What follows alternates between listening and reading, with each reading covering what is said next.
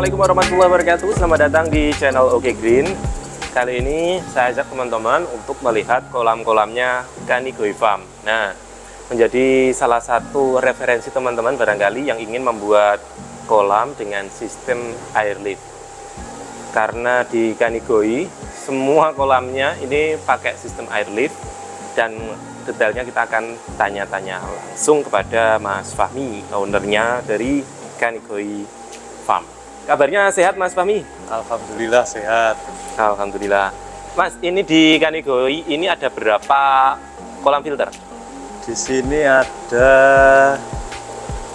10 kolam filter. 10. Ya, 3 kolam indukan. Yang lain? Lainnya kolam display. Display. Ya, stok ikan. Dan semua sistemnya air lift. Air lift semua. Kolamnya bervariasi, ada yang besar, ada yang kecil. Ini yang termasuk yang paling besar yang di sini. Ini yang paling besar. Ukuran berapa? Ini ukuran kolamnya aja 4 meter kali 7,5. Filternya 1 meter 1 meter 2 baris. Berapa ton berarti ini Pak? Kurang lebih. Ini sekitar berapa ya? 6 kali 7,5 berapa? Kedalaman 2 meter. Oh, kedalamannya 2 meter? Ya. Banyak lah, nanti teman-teman hitung sendiri. Waktu banyak. Ini display atau indukan yang ini? Ini display. Display. Ya. Airnya bening dan sistem air lift. Tapi yang kita bahas nanti buat sampel yang kecil aja, yang di sini. Ini yang ukuran segini ada berapa Pak? Yang ukuran segini ada 8. 8. Ini berapa meter ukurannya? Ini 2,5 kali 3,5. 2,5 kali 3,5. Kedalaman? Kedalaman 2 meter semua. Oh, 2 meter. Ya, semua kolamnya 2 meter. Oke. Kenapa memilih sistem air lift ini Pak? Yang utama hemat energi. Dibandingkan dengan sistem konvensional yang pakai pompa. Walaupun pompanya kita pakai low watt pun masih lebih hemat ini. Oh gitu. Ya. Untuk kolam yang paling kecil ini menggunakan aerator 1 kapasitas LP40. LP40. Ya, dengan 35 watt. 35 watt. Ya, kalau cari pompa untuk kolam seukuran ini kayaknya nggak ada yang 35 watt ya. Kan tetap kalau sistem pompa kan tetap pakai aerator juga. Oh iya, nanti tetap beli LP40 juga untuk kolam segini mungkin ya. Kalau ini cukup aerator 1 tanpa pompa. Dan hasilnya pun juga bisa maksimal ya Pak? Ya seperti ini. Hasilnya seperti ini yang sudah ada ini. Bening semua. Di sini semuanya bening, nggak ada yang keruh. Ini semi indoor ya Pak ya? Semi indoor. Yang semi outdoor, semi indoor sama aja sih. Ya atasnya masih bening sih, pakai transparan. Pakai galvalum yang transparan ini. Ya, fiber. Yang di luar pakai plastik UV aja. Oh, yang di luar tadi pakai UV. Iya. Oke. Kita coba lihat yang di sini tadi 2,5 kali 3,5 ya Pak? Iya, 2,5 kali 3,5. Untuk itu sekalian chambernya atau enggak? Belum. Oh, belum. Chambernya 80 cm ini. 80 cm. Iya, 1 meter sama dindingnya. Oh, kalau gitu. lubangnya aja 80 cm. Lubangnya. Ada berapa sekat ini? 4 sekat. 4 sekat. Satu kolam pertama kosong, harusnya itu dulu rencananya mau diisi pakai jaring nelayan. Cuma belum kesampaian. Belum jadi masih kosong. Chamber kedua, ketiga pakai batu gombong. Yang chamber keempatnya kosong. Kosong untuk pompa. Kalau untuk kolam pompa, kalau ini air lift. Ini sebenarnya sudah sediakan outputnya, kalau mau pakai pompa ada. Oh ini, ya. Cuma tidak dipakai karena air lift aja ternyata sudah cukup. Ini medianya batu gombong. Ini hampir semua kolam di Blitar pakai ini. Iya. Ini sistemnya sekat ya Pak ya? Double wall ya. Double wall pakai sekat. Sekatnya pakai ini keramik. Ini keramik. Ini sekatnya pakai keramik. Oh ya. Yang ini dinding bata biasa. Sekatnya yang pakai keramik. Oh gitu. Kalau yang dinding ini untuk penguatan, soalnya dindingnya ini nggak pakai cor, kita kan pakai batako semua. Oh, ini batako? Batako, jadi ini fungsinya juga sampai untuk kekuatannya kolam dinding. Untuk yang cor berarti lantainya aja atau gimana? Berarti yang ini? Lantainya aja, bawah aja. Kuat ya Pak untuk kolam kedalaman 2 meter? Ya ini semua full pakai batako. Full pakai batako? Full termasuk batako. Yang besar ini? Iya, full batako. Dengan perencanaan yang sudah matang, terencana gitu ya Pak ya? Iya. Karena Mas Fahmi ini sebenarnya juga ahli desain teman-teman. Bisa ya Pak untuk mendesainkan kolam, itu bisa? Bisa. Kalau mau desain bisa. Mau desain, mau perkiraan, perhitungan biayanya, kita juga bisa bantu. Oh gitu. Ya, kalau mungkin pengerjaan juga asal tidak terlalu jauh, kita juga bisa. Berarti masih di sekitaran Karisidenan sini? Karisidenan, ya, Karisidenan Kediri Raya masih bisa. Masih bisa bantu. Oke. Dan kita kembali ke kolam, Pak Fahmi. Ini kalau untuk filter sistemnya sama aja ya Pak ya? Yang Sama. membedakan cuma untuk air liftnya aja. Ya, sistemnya sama. Double wall. Terus yang terakhir ini biasanya pompa. Ini pakai sistem air lift. Mungkin secara singkat Pak, sistem kerja air lift itu gimana sih Pak? Secara gambarannya aja. Sistem kerja air lift sebenarnya sama pompa. Cuma bedanya kalau air lift itu daya dorongnya menggunakan udara yang dihasilkan dari aerator. Jadi daya dorongnya air itu dari udara, air yang terbawa udara naik ke atas untuk kembali ke kolam utama lagi. Seperti ini salah satu contoh air lift buatan kita. Ini juga lumayan sudah banyak yang pesan juga sih. Oh bisa pesan? Bisa pesan air liftnya ini bisa. Ini pipa 4 dim ya Pak ya? Kita kalau ini nanti menyesuaikan sama kapasitas kolamnya. Oh gitu? Ya. Kalau yang ini semua 4 dim. Untuk LP40 kita pakai 4 dim. Tapi nanti outputnya 3 dim. Outputnya 3 dim? Ya, 4 dim nanti di overloop. Outputnya atas pakai 3 dim. Untuk yang LP100 kita biasanya bisa pakai 6 dim atau 5 dim. Oh gitu. Tergantung stok sih. Besar Kalau berarti di Pak ya? Blitar ya, tapi outputnya 4 dim. Tapi untuk cari pipa 6 dim di sini? Nah itu di Blitar kadang kalau biasanya ada, kadang nggak ada juga. Makanya stok kalau yang 5 dim ada, pasti ada. Ada.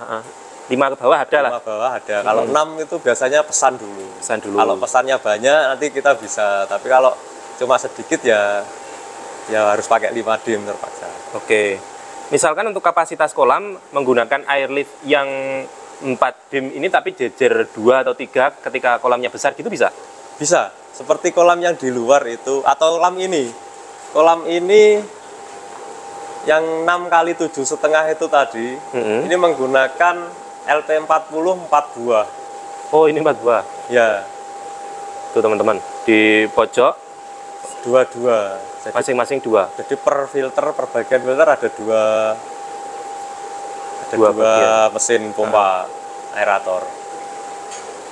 Dan kalau dihitung tetap lebih irit ya Pak ya kalau untuk anggaran listriknya setiap bulan dibandingkan pakai pompa. Pompa ya. Kalau ini kan kira-kira hampir 80 ton. 80 ton. Berarti. Kalau 6 kali 7 kan 42 ya.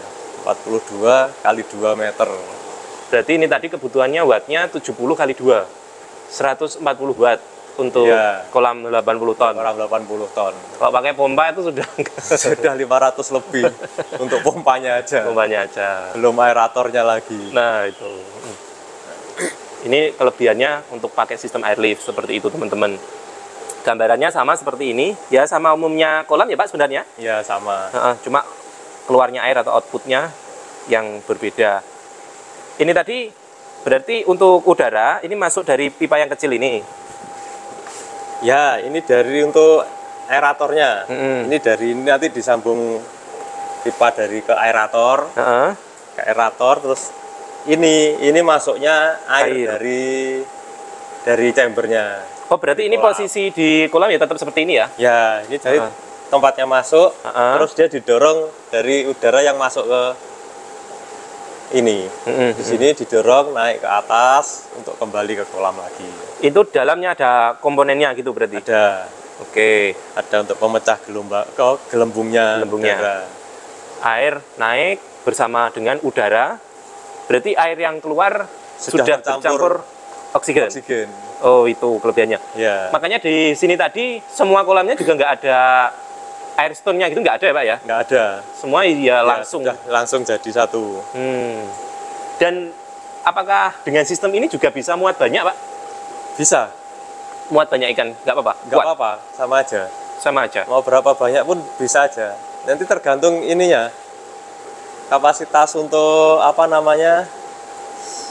Ini, air liftnya. Besarnya aerator yang digunakan. Oh gitu. Ya, kalau ini kemarin kira-kira satu air lift untuk LP40 itu sekitar 25 sampai 30 ton debitnya. Oh gitu. Ya. Per jam. Per jam. Per jam. Berarti misalkan Pak, misalkan untuk rangkaian 4 ini pakai LP yang besar 100 gitu juga bisa, nggak apa-apa sebenarnya? Lebih bagus lagi. Lebih bagus? Lebih besar, lebih bagus lagi. Asal nggak tekor gitu Pak ya? Ya atau biasanya ya, gimana? Asal nggak tekor. Biasanya juga bisa tekor. Bisa tekor juga? Ya, kalau ya nggak tekor sih. Kalau sistem airlift itu nggak ada kemungkinan tekor. Oh gitu? Ya, cuma debitnya yang keluar akhirnya berkurang. Oh, soalnya kan penyusutan di chamber terakhir kan lebih kayak ini kan dari chamber pertama ke chamber terakhir itu susutnya sekitar 10 sentian. Iya. Lah tapi kalau ininya apa namanya aeratornya lebih besar lagi, otomatis keluarnya airnya debitnya lebih besar lagi, otomatis dia kan turun lagi. Kalau dia chamber terakhir turun, otomatis mengurangi debitnya. Jadinya debitnya berkurang. Ya. Akhirnya. Karena yaitu ada kelemahannya untuk apa namanya untuk airlift ini, kelemahannya dia tidak bisa mengangkat air terlalu tinggi. Kelemahannya di situ. Jadi dia hanya bisa istilahnya apa ya, mengalirkan aja. Jadi perpindahan dari chamber ke kolam. Tapi tidak bisa mengangkat air yang terlalu tinggi. Jadi maksimal batas paling tinggi itu 30 cm. 30 cm dari permukaan chamber terakhir. Chamber terakhir. Ya. Gitu. Kalau sudah di bawah itu masih bisa, cuma debitnya akan berkurang. Berkurangnya cukup banyak. Efeknya berarti kalau debitnya kurang, perputarannya air untuk masuk ke filter kan akhirnya kurang juga. Justru gitu ya? Dengan mungkin diharapkan malah maksimal, malah nggak bisa maksimal. Nggak maksimal. Oke. Rata-rata kalau untuk kolam-kolam rumahan kan memang biasanya nggak terlalu besar ya Pak ya? Untuk ukuran-ukuran ideal seginilah, itu sudah 3x3 atau 2x3 gitu. Berarti sistem ini mungkin lebih cocok lah untuk rumah tangga gitu. Ya, cuma itu tadi ada kelemahannya. Kalau misal di rumah tangga untuk hiasan biasanya kan pengen ada waterfall apa itu. Ya itu kalau airlift aja nggak bisa. Tapi juga bisa disiasati, ditambahi dengan pompa yang low watt untuk waterfall aja. Khusus untuk waterfall. Untuk hiasan ya. Oh gitu. Ya, tapi utamanya debitnya pakai airlift. Itu bisa lebih mengurangi. Jadi misal kalau pakai pompa kita butuhnya yang 16.000 misal 16 ton. Kalau kita gunakan untuk waterfall aja, kita cukup pakai pompa yang 4.000 atau kan sudah itu. Ya yang kecil aja kan sudah cukup, nggak perlu yang besar. Sehingga wattnya juga bisa lebih kecil. Dan kalau dihitung-hitung untuk biaya pembuatan awal pun sebenarnya sama aja ya Pak ya? Harusnya lebih murah. Malah lebih murah? Iya. Kenapa? Soalnya kan berkurang di dana buat beli pompanya. Buat pompanya kan kita bisa dialihkan untuk yang lain. Bentar, kalau beli pompa sama beli ini berapa? Misalnya beli di Pak Fahmi untuk ukuran standar murah, cuma 250. 250? Iya. 250 dan diingat teman-teman, kalau pakai pompa pasti pakai aerator juga ya Pak? Juga. Nah ini sudah nggak pakai pompa, cuma pakai aerator saja sudah bisa untuk sirkulasi kolamnya. Ya. Dan kalau saya sih tim yang suka seperti ini sih Pak, saya nggak suka waterfall. Jadi airnya kan ini lebih tenang gitu Pak ya. Ya, kalau waterfall biasanya sih kalau yang belum terbiasa berisik sih. Berisik, jika berisiknya itu nggak tahan. Oke. Kalau untuk segi perawatan, Pak, untuk Sama aja nih. kolam-kolam airlift sama aja? Sama aja. Sama kayak kolam konvensional yang pakai pompa sama. Seperti itu. Sama aja. Sistem backwash-nya juga sama. Semua sama aja. Sama aja. Cuma bedanya yaitu mesinnya aja untuk sirkulasi aja yang berbeda. Oke. Lebih detail nanti di konten lain kita akan lengkapi teman-teman. Ini tadi kita sebut buat inspirasi teman-teman saja yang mungkin ingin membuat kolam dengan sistem airlift. Detail tentang kolam dari Kanigo ini mungkin kapan-kapan kita bahas untuk detailnya dari segi perkolaman gitu, Pak ya. Ya, siap. Terima kasih Pak Fahmi waktunya. Ya. Terima kasih juga untuk teman-teman yang sudah mampir di channel Oke Green dan terus tonton kami.